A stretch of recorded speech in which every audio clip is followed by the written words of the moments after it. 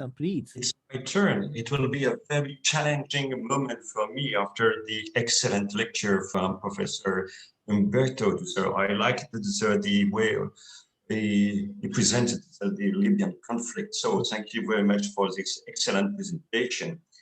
And of course, I will try to be, I will say, consistent with you, because now I will address the European point of view or involvement, actions or inactions in the East Mediterranean disputes we can have. So I will also go to a presentation I've made. So yes, it will be this presentation. I hope that you can see it. Yes, and I will try to start the presentation. I'm just sometimes I have some yes. Yes, I'm started. Do you see the presentation? Yes. Yes. It's on your screen. Yes. All right. Thank you. So to continue on this, oh, I think that this is it the right one? Yes. Okay. The title is maybe different. What I wanted to address today, because we will see what is the European, the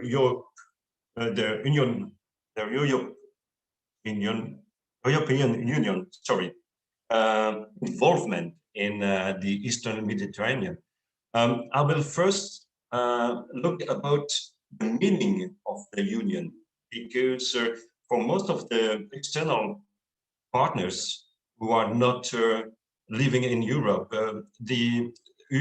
Europe is very complicated to understand, and we needed to understand a little bit about Europe to be able to understand what is doing in the different disputes. The second point, it's about security and migration issues, because when we are speaking about security affairs from the European point of view, it's mainly about migration issues.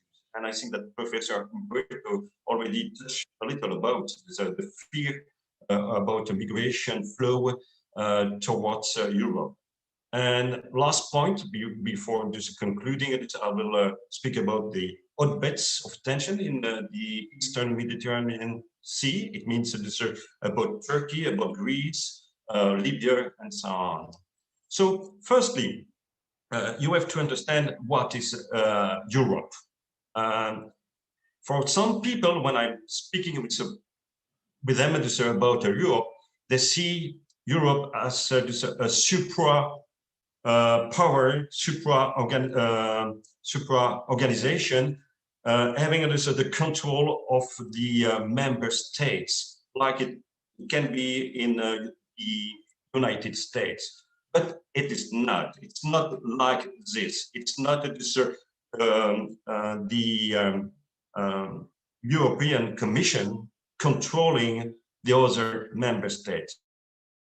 Important to see, we have 27 different countries composing the Euro, but each one has its own sovereignty. It's not something, they are not tied together. They're dealing with Europe, but they are just they have their own existence and they are their own capability to decide by their own. So it's a very important. And so when we are speaking about European decision, it's about a decision made by consensus. It has to be endorsed by the 27 countries. So it's the main point when you, especially when you are speaking about foreign policy, it's to get all the 27 countries together and to take a common stance towards an issue. So when we are speaking about this common interest, it's very difficult because it's about finding the lowest common denominator among the 27. So it makes sometimes the voice of Europe very, very weak. If we see when we have this, sometimes this, because for some people you have to understand that in, for Europe we have a good example with the legislation. Europe has some power when it endorses some common legislation, but you have to know that each country has to translate the European legislation to its own legislation. It's make this a very complex. If we when we try to find the common denominator and we try to have a common voice, it's not irrelevant. So it's very weak. So when we have this, some declaration from Europe, we are just thinking what is the meaning of this declaration, because there is no very powerful declaration from Europe for a lot of subjects. Is it this very bad? Yes. And now this we have in Europe some we tried to modernize this Europe, and so with the Treaty of Lisbon, so already this a few years ago, so we have the Treaty of Lisbon. We put a special foreign affairs representative, a super Minister of Foreign Affairs. It's now this Joseph Borrell, who is making this tour, and is representing Europe and try to represent the 27 countries when it's about foreign affairs. Is it very easy? No, because of course it cannot develop its own foreign policy. It has always to coordinate with the member states to have this one voice. What is good, it will just represent the 27, but it was not the case before. Other problem also, it's about the E3. E3, it's just France, Germany, and United Kingdom. And these three, I would say, most powerful states within Europe are sometimes representing Europe outside. And of course, it can be very difficult for the High Representative for Foreign Affairs to coexist with the E3, because of course, France, Germany, United Kingdom have this economic power, have this the military power, and so on. So it's why this E3 intervened in the name of the European Union when it was dealing with the Iranian nuclear deal, with JCPOA. Of course, it started before we had the High Representative for Foreign Affairs, but after that, it continues. One more word about this E3. Now we have the Brexit.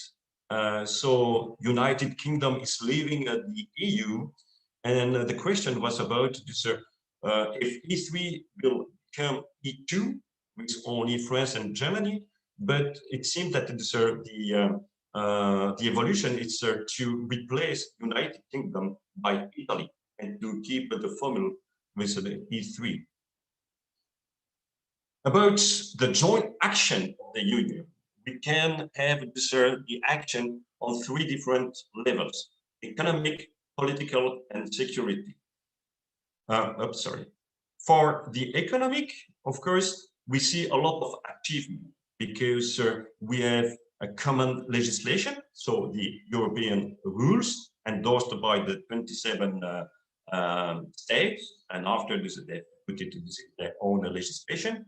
They have these custom tariffs. They developed these standard norms, like this for health and for food. They are regulating the competition among the countries. They are determining also the disputes for the fishing zones.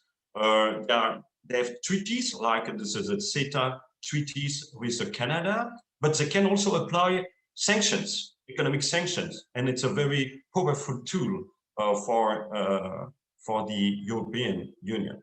On political level, I have maybe this two bad thing because what they are doing at political level in the Union, it's firstly ruling this internal affairs, so internal disputes. So it's very time consuming. You have a lot of summits with the 27 countries, but they are spending most of the time to settle the internal dispute and to make the life possible within the 27 countries.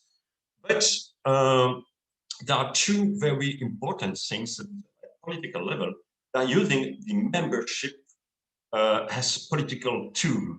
So when you discuss with other countries and you are just giving them maybe the sensation or the opportunity to maybe become a member of the EU, it's very important. It was a tool when discussing with Turkey, but it's already more than 30 years that we are trying to discuss about the adhesion, the membership of Turkey to the EU, but up to now, there is no way. Some blocking countries like Germany or France are preventing to have Turkey within the EU. And we have also, at political level, the values. It's one important thing in the political affairs for the EU. They are defending democracy, human rights, equality between men and women, and so on. And every diplomat, every politician, when they are on in visit in other countries, are defending this kind of values. On the security level, yes, security level, we have on one hand, so what is the big achievement within the EU? We have this cooperation and coordination among the different armed forces, but there is no integration. There is no common decision for operation. So there is no EU HQ being able to impose to start an operation and to say Belgium will send the troops or something like that. No, it's always we have this common HQ, but we need always the approval from the different member states. What is good? We have Frontex agency. It's an external border agency, frontière extérieure. So because one of the main issue for EU, it's about preserving the integrity of the external borders of the EU, of the Union. And so they have three main threats. It's about terrorism, it's about migration, and also about the stability of other countries surrounding the Union. So just to be sure that if you have a country, a rogue nation, a failed state, that we don't have a migration flow towards Europe, and we don't get also terrorism. So if we are speaking about security affairs and migration issues, firstly, we have to see as military and the different operation we have in the world. And what is very important to see and to understand that when Europe is thinking about intervening outside its border, it will think firstly about civilian mission, not military mission. Firstly, civilian.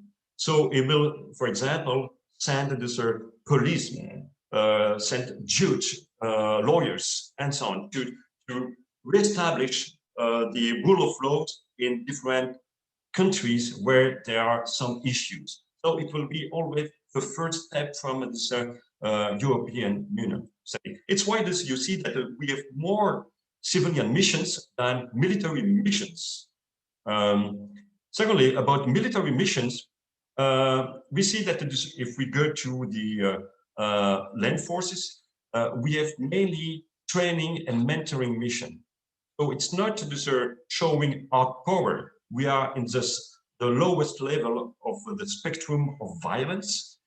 We are just training troops. So we have 3 EUTM training missions.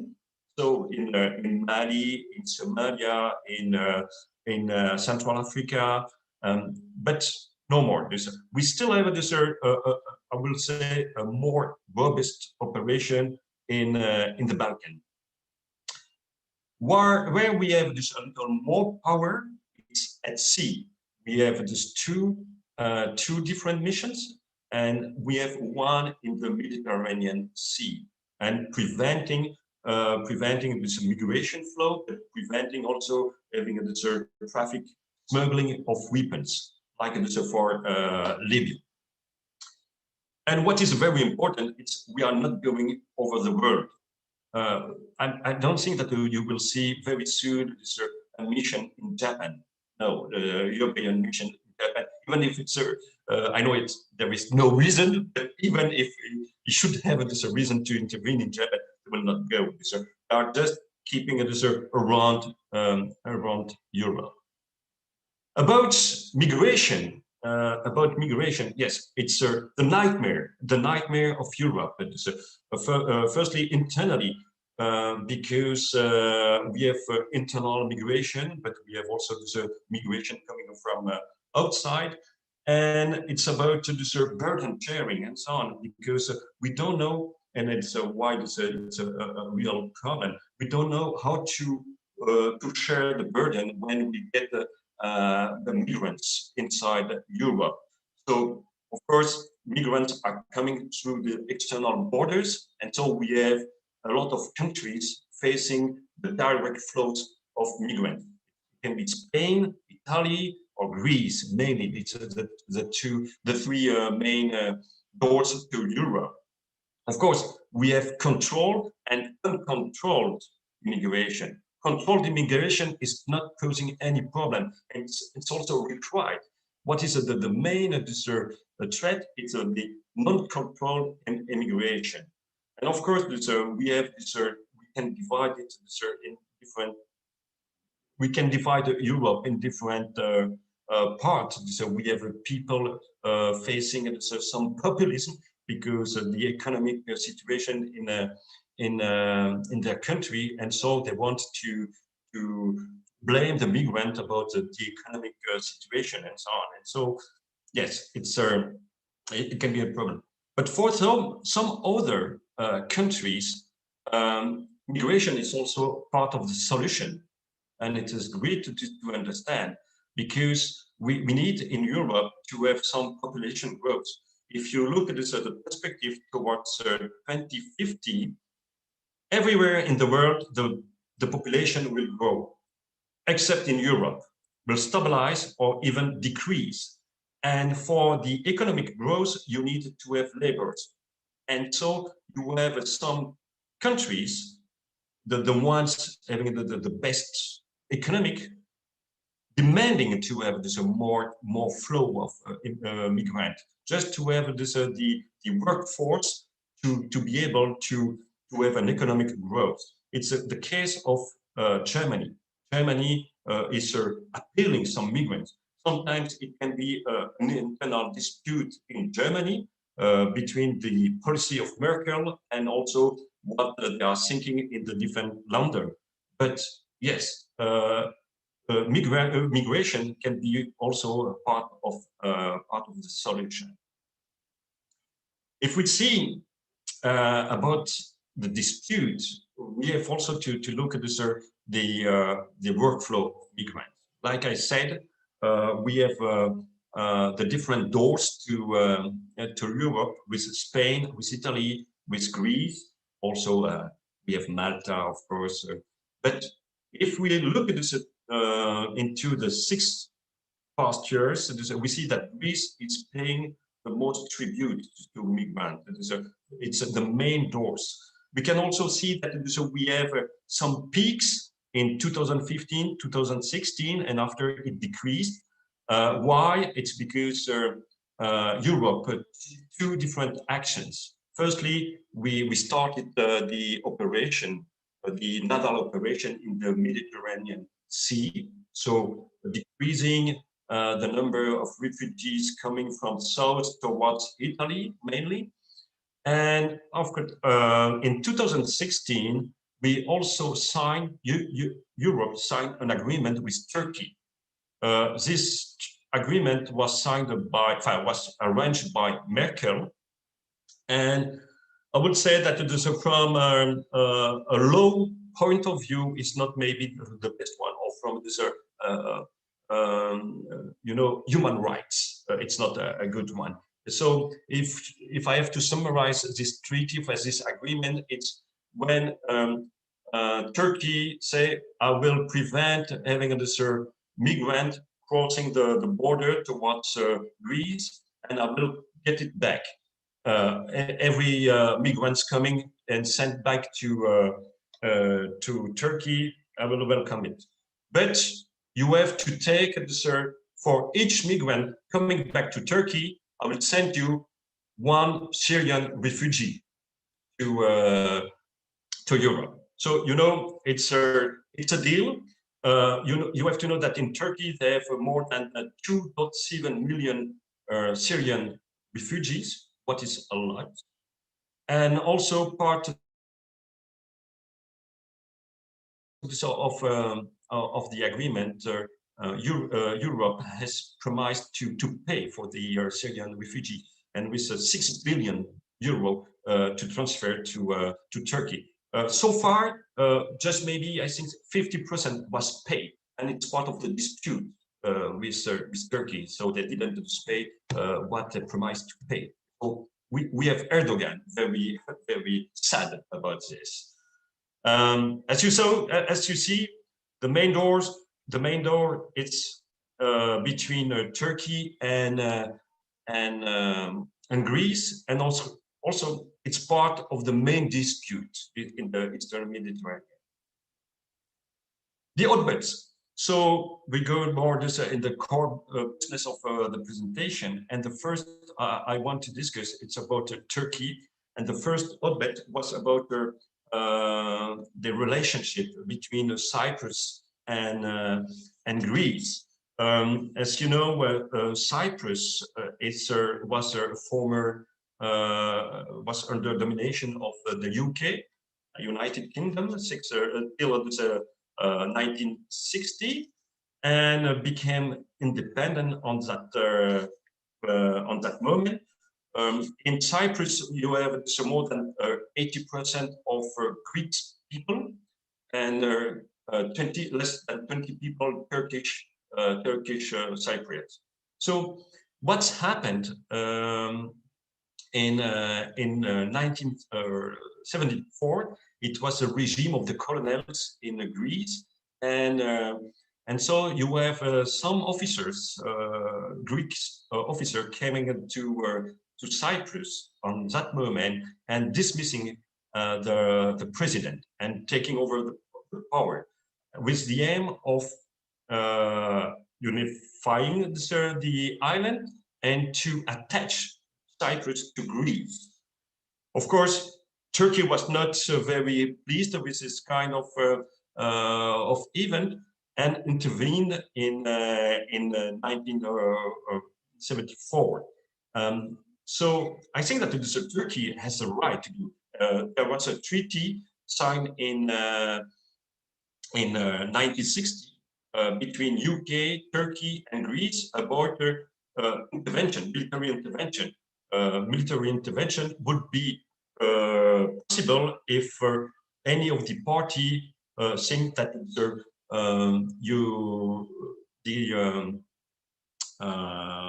the law is no more respected. So Turkey intervened, and Turkey was close to be at war with Greece at that moment. And so we had to do an intervention from NATO. NATO, not a military intervention, but NATO ordered Greece to withdraw from Cyprus, and Greece did it. So what was the consequence of this? Greece withdrew from NATO, in 74, and just joined again the NATO in 80 after Turkey lifted the veto. So it was a very big thing. But you see that Cyprus, it's still in conflict zone for Turkey and Greece. The second part, and Professor Umberto touched a word about, it's about the territorial water between Greece and Turkey, and also about the exclusive economic zone. As you see, since 47, a lot of islands were ceded to Greece. The islands at large of Turkey were mainly from Italy, and in 47, with the Treaty of Paris, the island became this Greek island. But a lot of these islands are very close to Turkey, and there is the first problem. It's about the territorial waters, because normally territorial waters it's up to 12 miles. But if you take this for Turkey, there is no more territorial waters, and they are no more able to go to the Asian Sea. So it's one thing. So they decided to go to the 6 miles. But beyond the territorial water, we have normally exclusive economic zone of 200 miles. But of course, the EEZ has to be agreed between the parties, because it's only this a standard way of determining this the zone. It's 200 miles, but it has to be agreed. And there is no agreement between Turkey and Greece. And of course,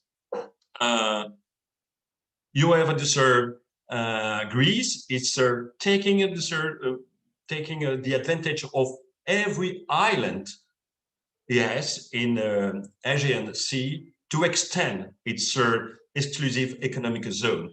And we have, for example, the island of Castelnuovo, the most eastern island, and I underlined in red on my slide. This very small island, just this 9 square kilometers, and it's very close to Turkey. But because this island, you have Greece claiming for an extended economic zone till Cyprus. It's going to Cyprus. So Turkey doesn't agree with this kind of thing. And so we have the rise of tension between Turkey and Greece. And it's more because also they discovered a lot of gas in the Eastern Mediterranean. So what did Turkey? It's to send some exploration ships to this claimed by Greece economic zone in summer 2020. And so you got the rise of tension between Turkey, between France, between Greece, and so on. The same with Cyprus. Cyprus, you have to know that the north part of the island, the Turkish part, is not internationally recognized. It's only recognized by Turkey, and has no exclusive economic zone. And so Turkey is asking, no, I want that North Cyprus also get its own exclusive economic zone. Of course, it's against the interest of Cyprus. So you see also that Turkey sent some drill ships to this exclusive economic zone of Cyprus, also recently in summer 2020.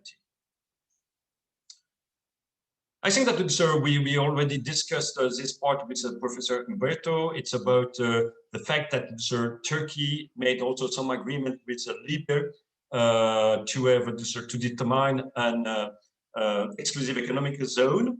Of course, this zone it's conflicting with the Greek one, And it's very important because we have this a project of a gas pipeline from Israel towards Greece and towards Europe. And because this agreement, it makes this gas pipeline not possible. And for Greece, it's economically vital to have this pipeline because it will make Greece a major provider in gas to Europe. And of course, for Turkey, it's not very great because Turkey wants to have also this kind of position towards Europe. So what we had, it's some European Union reactions, but it was very difficult to get some actions against Turkey because, of course, we have the migration flow. So Germany is not very pleased if we have to raise some sanction.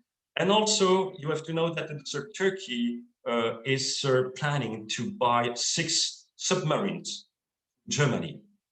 So it makes also this very complicated.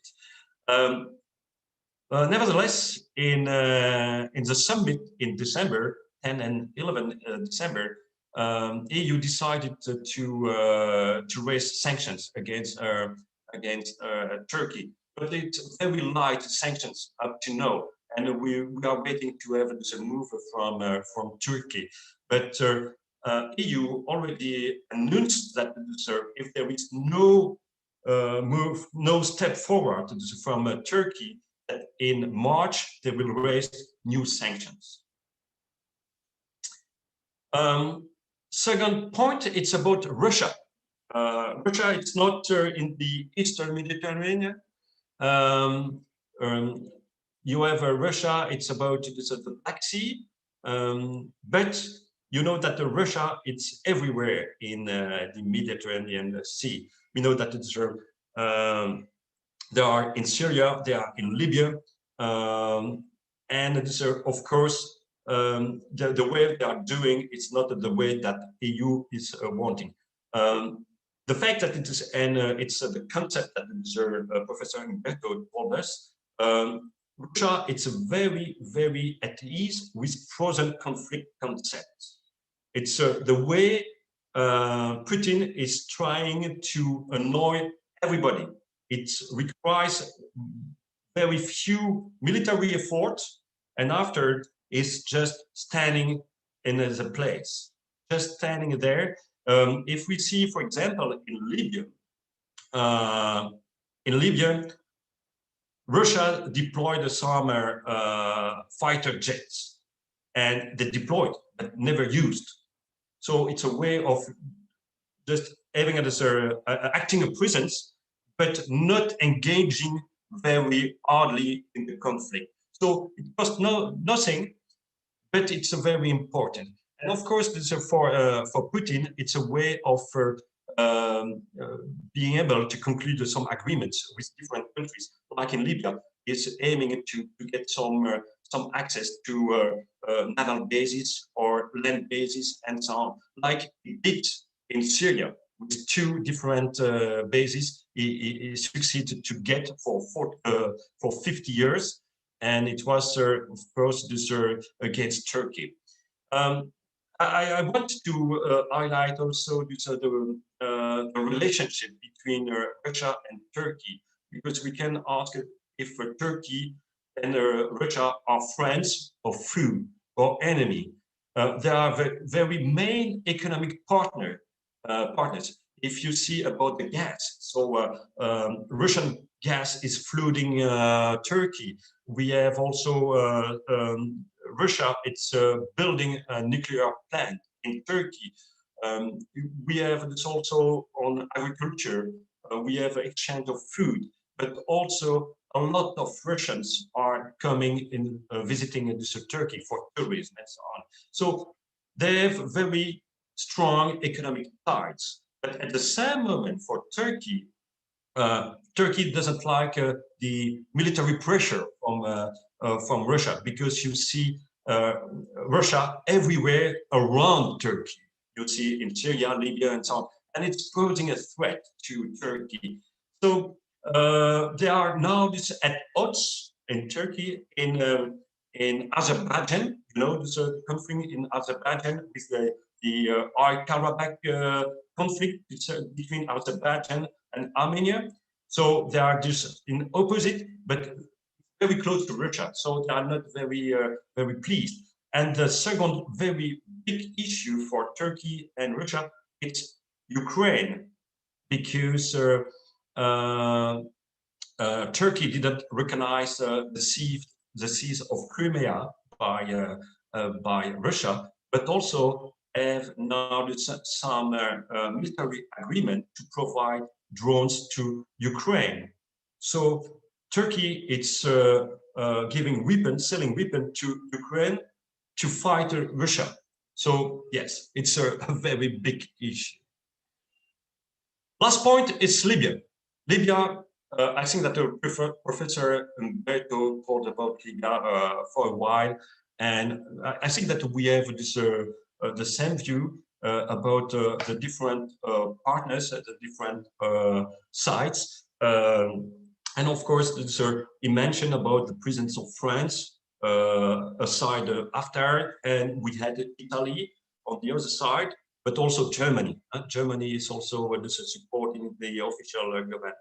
You have to know that there is only one official government recognized at the United Nations, and it's the one supported by EU and by most of the countries. And it was the first things. It's when you have EU supporting the GNA, and you have one of the most powerful country of the EU, France, supporting the other side. It's making something that is very difficult. And also this is because France has also is a permanent membership of the United Nations Security Council, so the veto right and so on. So when you have such a nation standing on a side, it means something.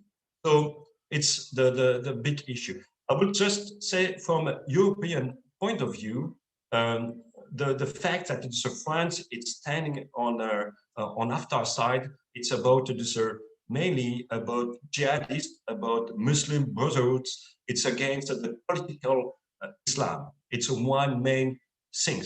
And what is the rationale behind this? They don't want to have the same mistake like in the Syrian conflict.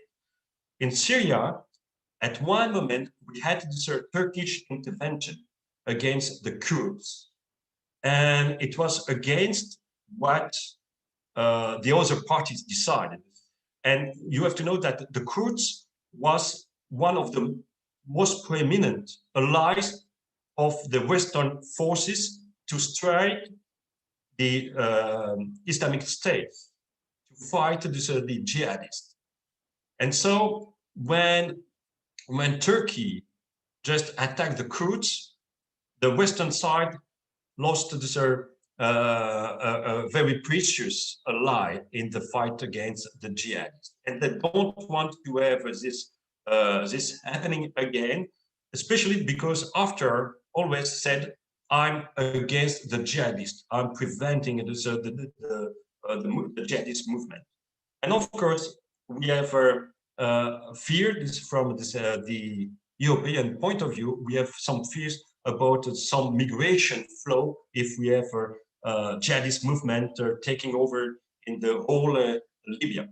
To prevent that, and I already touched a word about, we have some operation, and we have the UNAFOR Irini, the operation at sea with some military ships controlling the sea, controlling the embargo, the weapons embargo.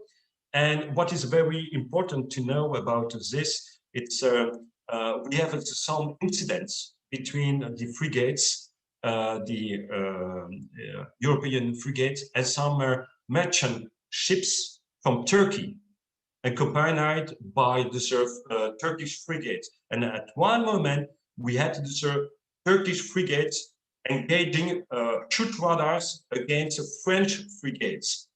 So it was a very serious incident, and because both are member of the NATO.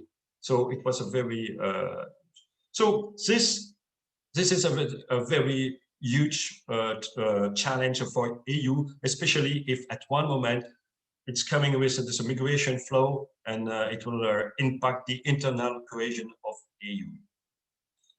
So at conclusion, I will just speak about Europe. Europe seems weak, very soft, indecisive, but it's true till the unity is achieved.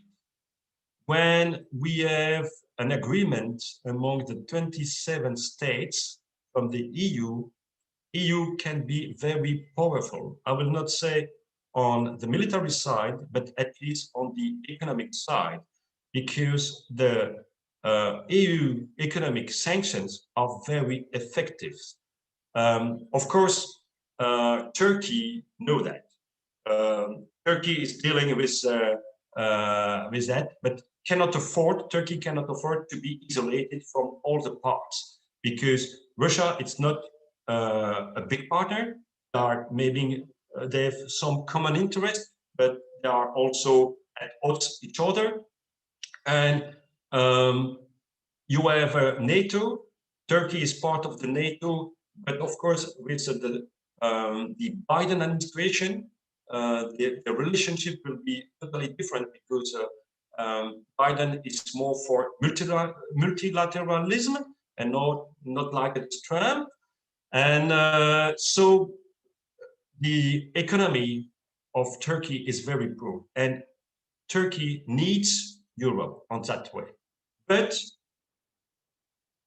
we have this Europe needs also Turkey. No matter what's happened, no matter what's happened in Syria, in Libya, in Karabakh, and so on, Turkey needs Brussels needs Turkey, because there is a huge trouble about the migration pact.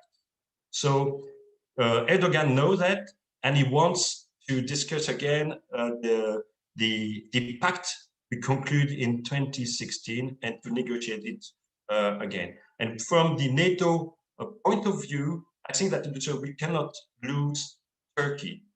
Turkey, it's a very, very important player for NATO. It's one of the most robust military presence, and it is also at the key in the Middle East. Yeah, thank you very much for your attention.